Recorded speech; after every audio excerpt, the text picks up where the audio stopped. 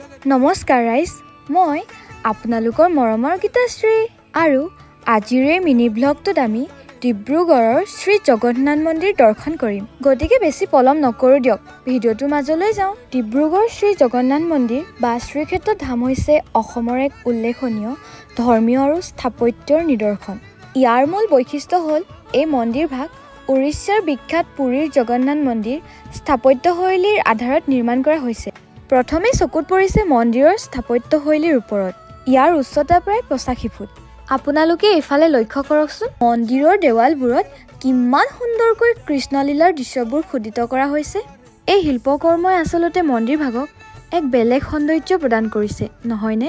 শ্ৰীকৃষ্ণলীলাৰ লগতে পুৰাণৰ বিভিন্ন দৃশ্য খোদিত কৰা হৈছে, যিয়ে ভক্তসকলক বিশেষভাৱে আকৰ্ষণ কৰে। এই মন্দিৰভাগ ডিব্ৰুগড় তিনিচুকীয়াৰ বাইপাছ পথৰ কাষত খনিকৰ গাঁও অঞ্চলত অৱস্থিত।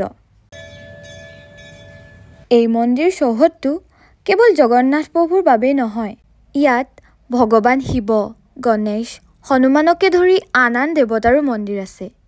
সঁচাকৈয়ে এই ঠাইখিনিত এক শান্ত আৰু আধ্যাত্মিক পৰিৱেশে বিৰাজ কৰিছে। শ্ৰী জগন্নাথ মন্দিৰত প্ৰধানকৈ ভগৱান জগন্নাথ, বলভদ্ৰ আৰু দেৱী সুভদ্ৰাক পূজা কৰা হয়।